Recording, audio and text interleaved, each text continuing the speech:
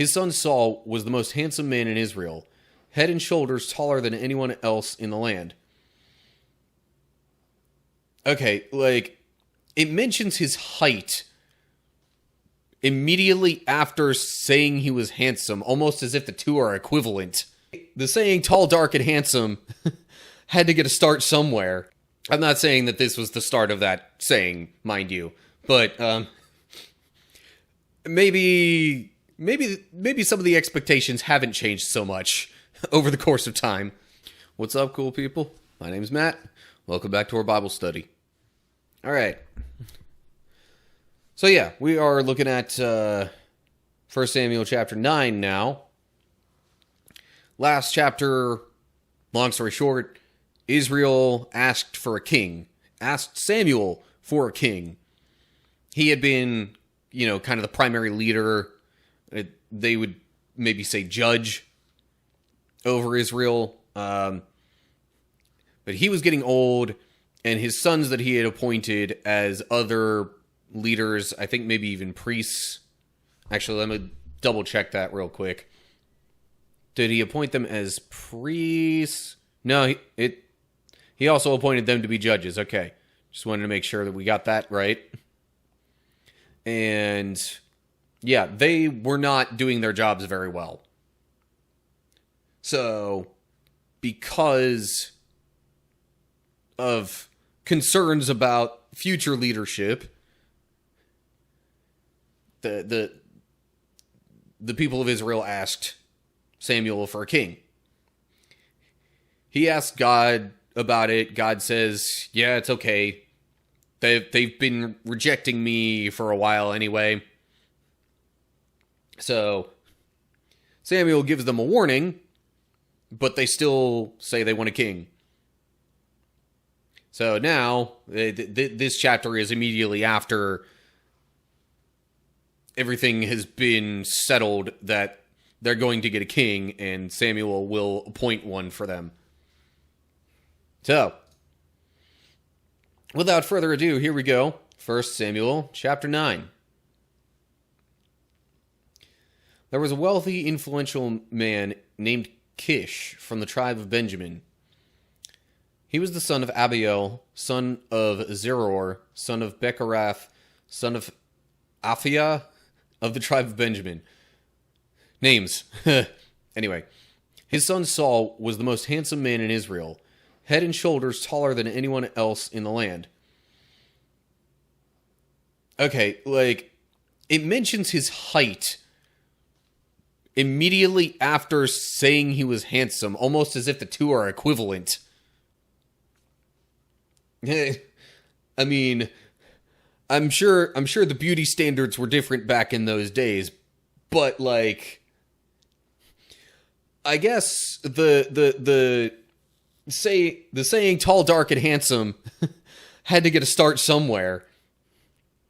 Now the dark part might not apply so much in this case, although living in the Middle East, it's not far-fetched to think that they would have had at least fairly tanned skin.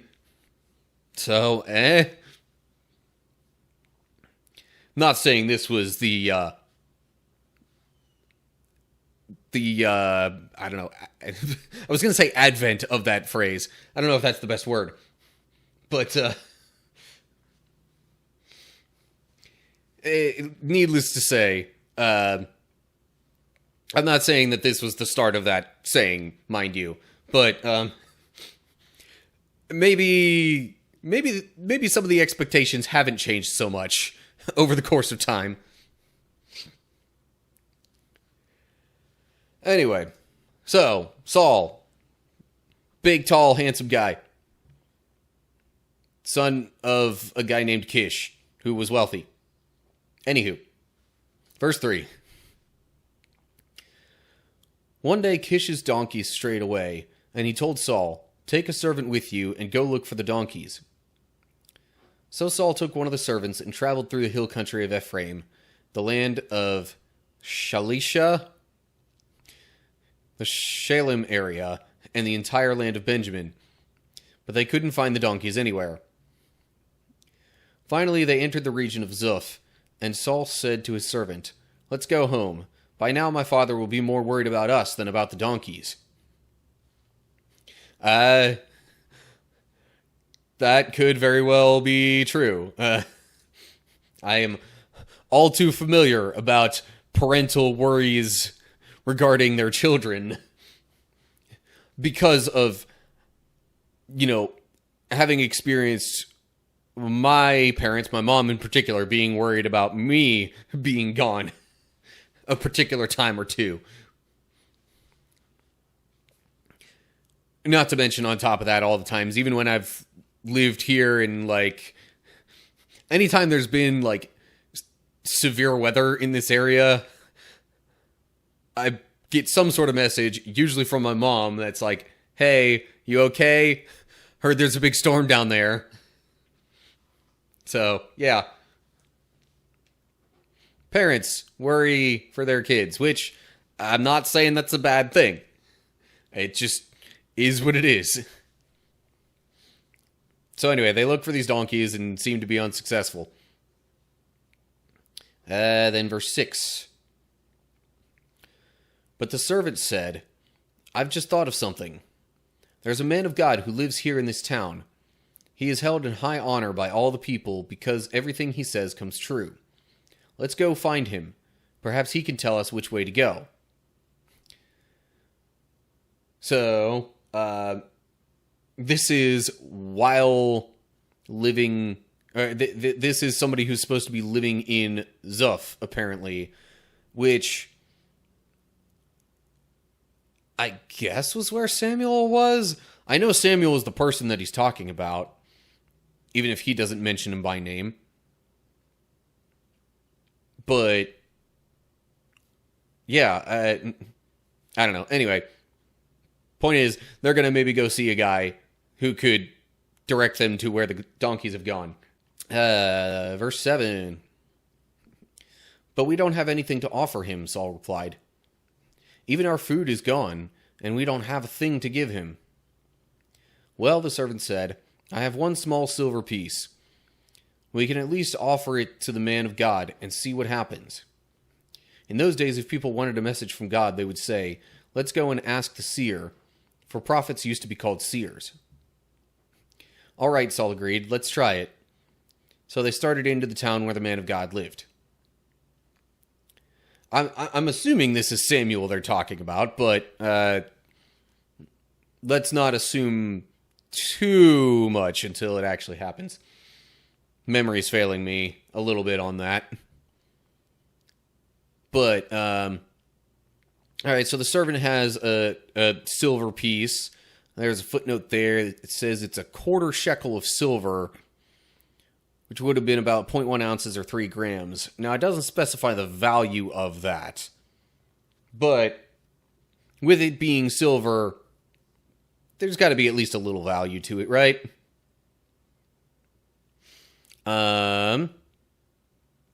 So they're going to go ask the man of God, who apparently was sometimes called a seer.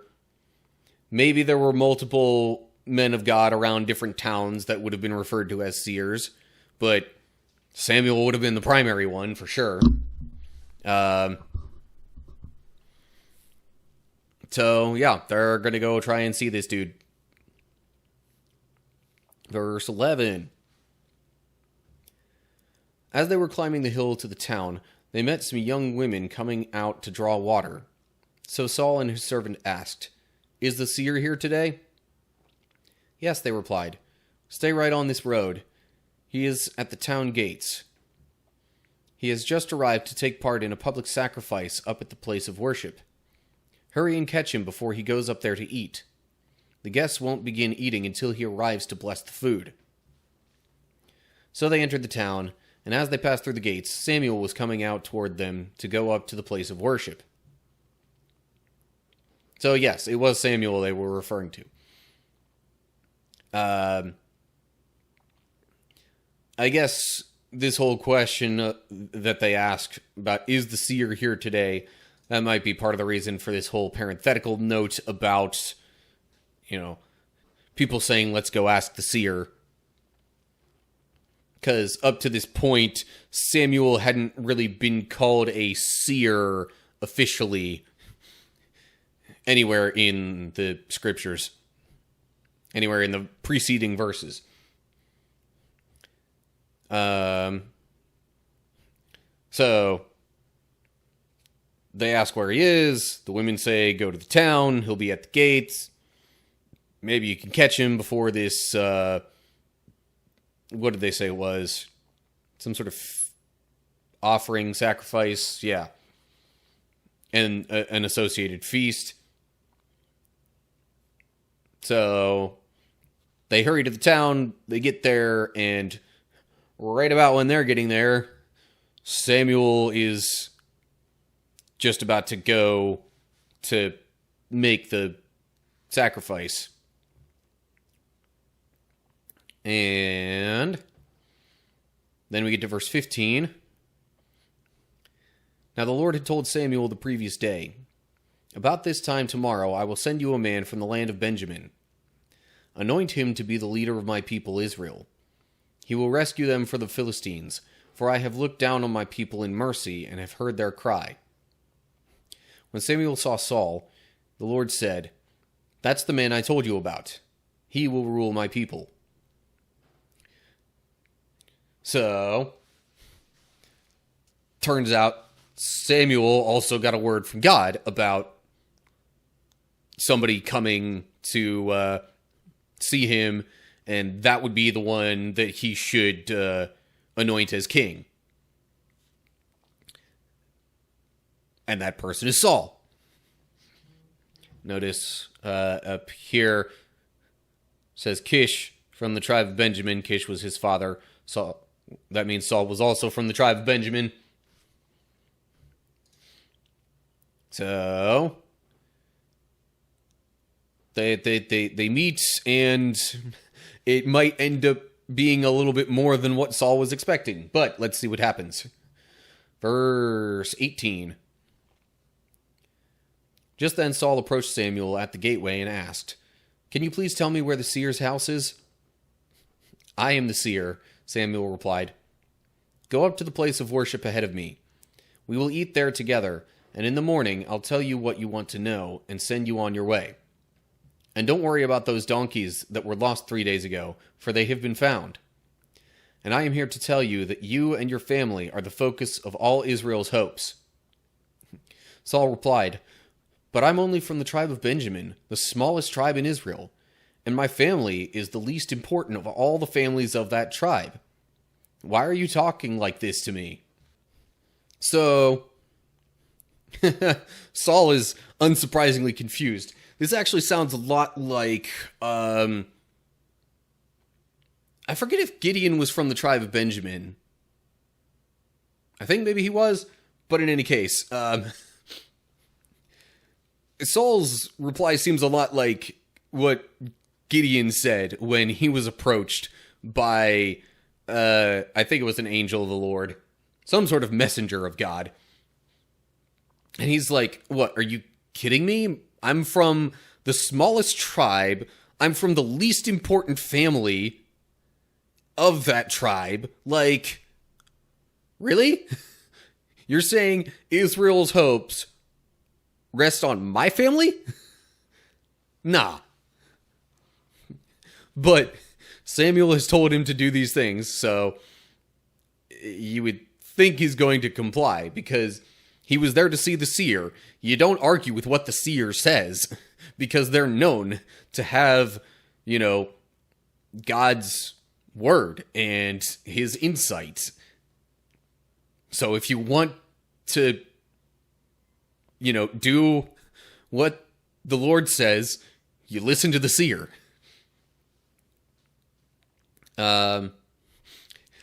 He also has reassured them that the donkeys have been found, which makes it all the more apparent that he is in fact a seer and has insight from God into things that otherwise would not be knowable.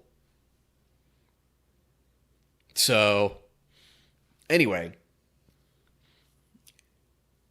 if I recall correctly, Benjamin was the tribe, yeah, Benjamin was the tribe that, like, got in trouble toward the end of Judges for doing some bad things and basically wound up getting into a war with the entire rest of Israel. So it's like that in part is the main reason Benjamin is the smallest tribe at this point, because they hadn't recovered from that in all likelihood. At least not very much. So, yeah. In any case, though, Saul is just absolutely baffled that his family could have such an important position or be so important related to Israel's future. Anywho, let's continue on with this. Verse 22. Then Samuel brought Saul and his servant into the hall and placed them at the head of the table, honoring them above the 30 special guests. Samuel then instructed the cook to bring Saul the finest cut of meat, the piece that had been set aside for the guest of honor. So the cook brought in the meat and placed it before Saul. "Go ahead and eat it," Samuel said. "I was saving it for you even before I invited these others." So Saul ate with Samuel that day. Place of honor, further emphasizing Saul's importance here. So Samuel knew that all this was going to happen and pretty much had this all planned out. Yes, he invited 30 special guests, apparently, but this was the plan all along.